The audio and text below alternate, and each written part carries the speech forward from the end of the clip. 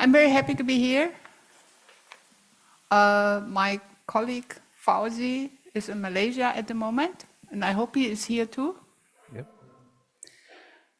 And he has also attached his audio. I'm not sure about that. So. Yep, I'm here. You are here, yeah, Okay. Nice. The topic of the paper is Safeguarding Sonic Heritage on the Fringe of the Pacific Ocean, a contextual approach to preserving soundscapes. Soundscapes include more than just language. It's also music, it's any kind of expression, and it can also be something you can hear, but you cannot describe. And our presentation will have at least 3 parts. One is a theoretical approach explained in short that I do. Then Faudzi will talk about the statements on basic questions resulting from appearances in the given literature. And then we conclude.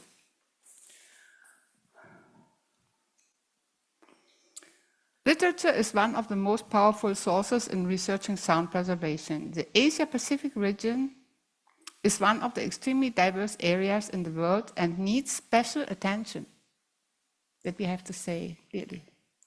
Because there are so little people living, we need every knowledge of every person. We cannot just go over that and say, oh, it's just a little person, a little amount of person. I'm in Shanghai, I know that, what is a 25 million city? So, to me, most of the islands are smaller than the city I live in.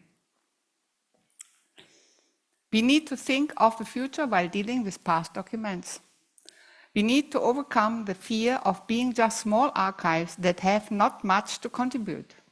That I heard from many people that they think that they are not connected, that they don't know. But we have archival sections. I'm also from Yasa, an ambassador. And we have archiving training. We have also done at Shanghai Conservatory, where I'm coming from. And we teach people in using that. Very actively, but it's of course not going beyond China because people cannot speak Chinese. And it's already a problem to explain someone what's the difference between Chinese and Japanese and Korean, and then not to recognize what is Chinese. It is very difficult. And it's not my fault, I have to say. What happens in the world is not my fault. If I'm working in China, I'm working there because I also earn my money there. And if anywhere else I cannot get a job, then wherever. As we do so, our students will do. Learning is up to 75%, we have to say. Observation of authorities. So if we complain about the use today, we have to keep it in mind. Teachers and archivists are still authorities, and that we have to use. Maybe teachers are more than archivists, but archivists are also something that are authorities. Give me that. We should not wonder about the loss of items during recent years, but do something. We have to do something. We cannot just not do. Teaching is therefore a proper motivation to give a good example in researching these appearances and to avoid getting stuck in small-mindedness.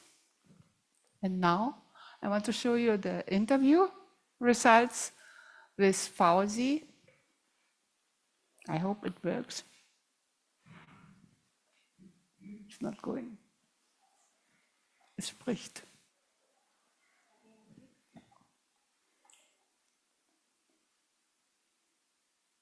Yes. Now it's coming. It's just 5 minutes. So these types of audio preservation involve specific technique and some consideration to ensure for future use. Removing the context, making it difficult to understand the relationship between the sound and the surrounding, as in detaching from where the musical instruments are actually from. Preserving the true essence of cultural practice, rituals and daily interactions, movement of people in and out of the longhouses or in context of Bidayo last time. Yeah? And also for dynamic interaction, you can also say the studio has a typical static and unchanging, failing to capture the dynamic of nature and soundscape.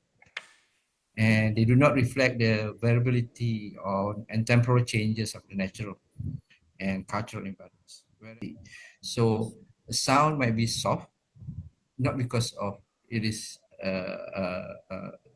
soft in amplitude by distance, and this of course it's because you are not there close to it to listen to it. Yeah, so, and for other aspect, I should say that a single cleanup recording have their place, and they are fall short in preserving the full auditory experience and significance of a culture and environment soundscape.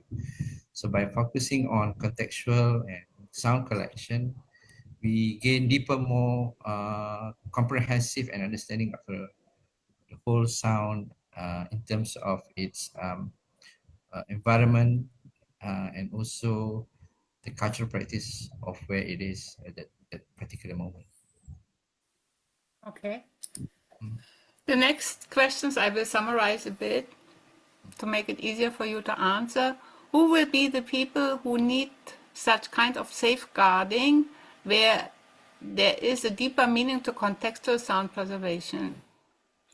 And how do we choose what will be preserved? Okay. Can you answer that? I'll try. uh, well,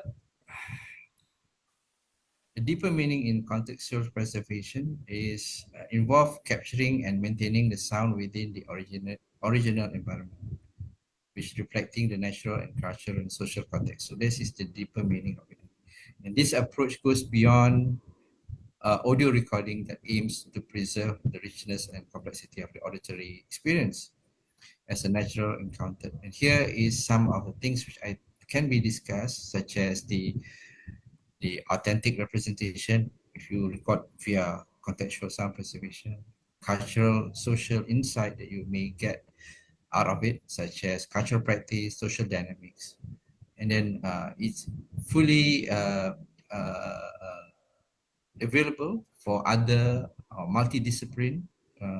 disciplinary studies or social scientists, I should say, such as anthropology and ethnography, where the anthropologists and ethnographers can use contextual sound recordings to study cultural practice, ritual, and everyday life of the community, which provide available data on how people interact in their environment in each other. Sample of the community environment soundscape. Unique sound can also be particular culture, the environment of that particular period. People are singing, not only just among the practitioner, like those people who are from many places. They come to this particular park in Jiangbin in Guangxi, so they sing there, and they can also sing with people and friends from via online, yeah, through WeChat, for example. They can also do that. Yeah, be vulnerable, some vulnerable communities, that environment. We have people in Bidayo, some of the chatting that they are talking about, those are old language, old dialects, for example. And some also technical visible quality, which recording quality can also be part of it. Yeah, and what format they will use, whether we are using the right tools for it, whether you are using a unidirectional or omnidirectional microphone, and even recording formats can also be ways to be considered to choose from of what you are actually collecting.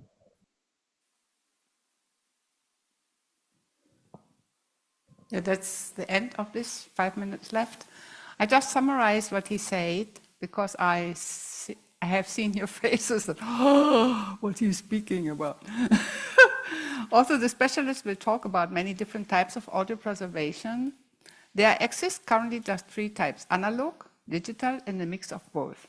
For example, embedded in other preservation items. then why don't we depend on single recordings nicely cleaned up in studios? That is often done, and that are archive items, I know that. Also here in Berlin, it is very widespread. In summary, single edited studio recordings serve a mostly outdated function, but they are not sufficient to preserve the relevance and the whole auditory experience of soundscapes from culture and the environment. In a studio production, the producer can layer multiple sounds from the same source by using a multi-tracking approach. That was already done. We obtain a richer, more thorough awareness of the diverse and rich sound environment that shapes our reality, unlike in contextual sound collection. This method makes sure that we save the important situations in which the sounds occur in addition to the sounds themselves as isolated events, as isolated physical events. For example, we try to focus on different points. That is a contextual approach. That means if you listen in the past to any kind of music, then you listen from a certain distance. You are not going close to the musician, as today on a stage, or something like a stage in a village. You are in a house nearby, or you are a bit far away, or you are in the fields even far away, or you are above the village. And there are all longhouses, for example, where I was with this researcher. I put this. I cannot go further.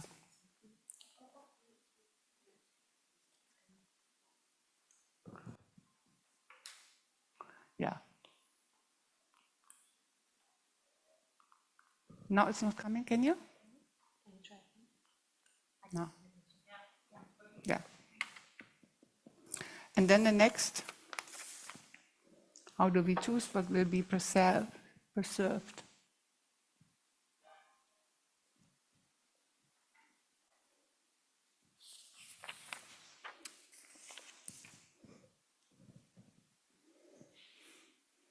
Yeah.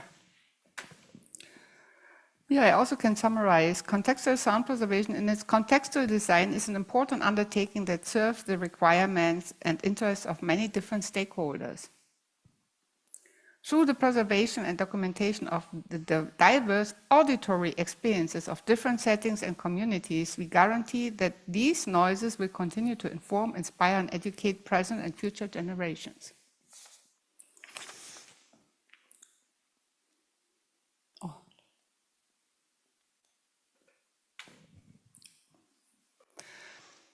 How do we choose what will be preserved?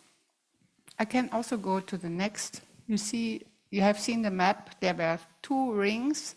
One was on Borneo and one was in southern China at the border of Vietnam.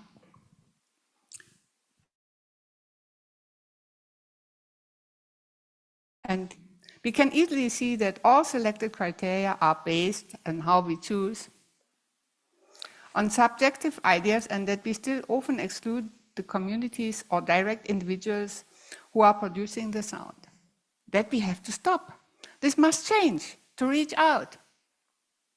We cannot stop this cleaning up and this separating from noises. I have seen one ethnomusicologist doing a documentary about a situation to record, and then he was separating all the people who make noise, children and animals and everything, outside. To have a clean space, but that is impossible. We need that space. We need to record it like that, and we have to deal with this like an item. It's not just the language we are recording. We are also recording all around, the sound embedded around, not like in a studio. The new questions are arising are, what are the subjective interests in preserving and in bringing produced sound of the past to a recirculation? What are the specific sounds that are subjectively most needed to be preserved? Has origin fringe of the Pacific Ocean a deeper meaning that goes beyond the named diversities? That's the question. And that was the literature used and recommended.